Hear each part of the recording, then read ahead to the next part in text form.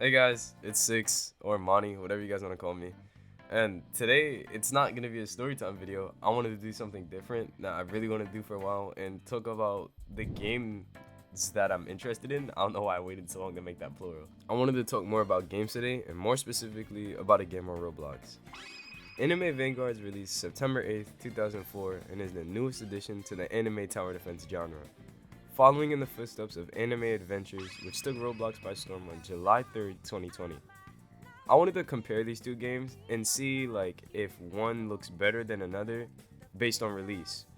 And to answer these questions, I filled out my own set of criteria, and I'd like to answer a question that I've had and a lot of other people has had regarding these two games.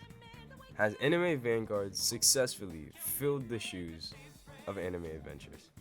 Now, if you're wondering why Anime Adventures is not being able to be found on Roblox or why I'm talking about it like it's in the past tense, it's because Anime Adventures was taken down on Christmas, I think about a year and a half ago, due to copyright claims and game fam. Long story short, Crunchyroll kinda made rights and bought rights to My Hero Academia games on Roblox, and Anime Adventures had in My Hero Academia characters that were not licensed to them. So the game fam got the game taken down, and now Anime Adventures is no longer with us. So Vanguard re-released to fill in the shoes, and that's why I'm drawing the comparisons. Just a little bit of exposition. Also, when I said Crunchyroll earlier, I meant Game Fam. Sorry, now just re-listen to that. I again want to apologize for my sickly voice, but without further ado, let's get into the criteria.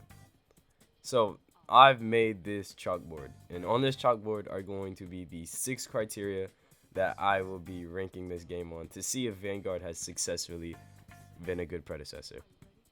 My criteria for this game is the player models, unique features, the map, the content on release, the pay to win to free to play comparison, and lastly, how close it feels to home. Do you guys think Anime Vanguards can go 6 for 6 and replicate the feel of Anime Adventures flawlessly? Continue watching and find out. Hey guys, before I start the video, I just wanted to say, majority of you guys that watch my video aren't actually subscribed, and I'd like to know the reason before I have to come to your house and beat your grandmother with a... You guys should definitely subscribe to the channel and like the video. Let me know what you think, and yeah, enjoy. To start first, we have the character models. I believe this is Vanguard's easiest point on the board considering they have some of the best models in Roblox anime. And considering the release gaps between these two games, it's been years for the modeling community to improve, and they have. The models for Anime Vanguard are unlike any other tower defense game that I've played. It's honestly too many to keep up nowadays, but they are really a marvel to look at.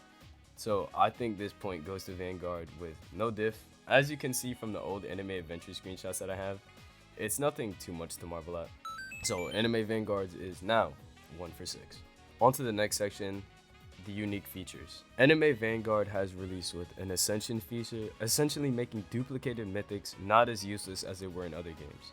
If you were to pull the same mythic multiple times, you can feed that unit into itself with a total of 3 times at max, and this would give the units more damage, range, or SPA, ultimately just making it a plus for you.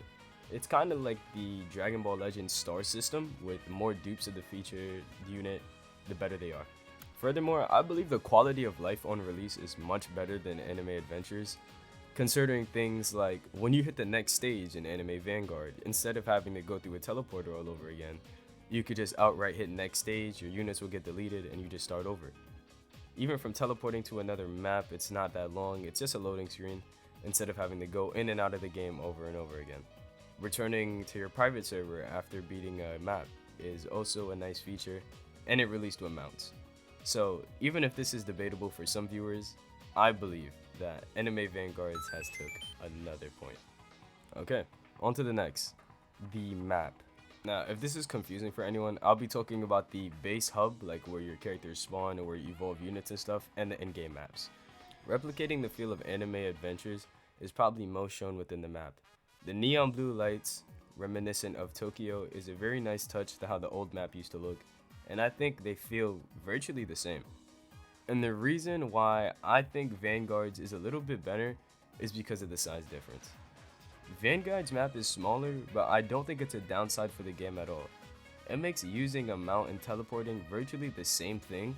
So for people that actually enjoy using their mount and seeing it often, you're not at a loss. Furthermore, the map is very easy to navigate, and NPCs that you want to talk to, especially for new players, are very accessible to find. I wouldn't have to go through hallway 8, section 9, and staircase 12 just to find Gojo to tell him just to tell him that I have all the 6 eyes. Granted, I know in Anime Adventures, Gojo is not hard to find at all. I just wanted to exaggerate it a bit because I literally hated farming those eyes. Regardless, the map is still extremely beautiful. It does a good job at replicating the Anime Adventures feel and is a good touch. And I believe that this is still a point for Anime Vanguards. Now, we're at section 4, and I think this is the most contentious in Anime Vanguards because we're talking about content on release. Anime Adventures did release with one more story map than Anime Vanguard and more mythics, so already it's a big grim. But to be fair, Anime Vanguard did release with legend stages, a game mode called Paragon, so I think it's a bit 50-50 here. I just wish Anime Vanguards had a little bit more of a roster on release, but regardless, I'm still a fan of the game. Honestly, if it's a 50-50, I want to give Vanguards a check here. You can disagree with me in the comments, but I'm still going to give it a green light. Now we're on to what I think is probably the most important out of everything I've put on this list. The pay to win versus the free to play comparison. This is extremely important, and this might be Vanguard's biggest win on the board. It was nearly impossible to get treat rerolls when you played Anime Adventures.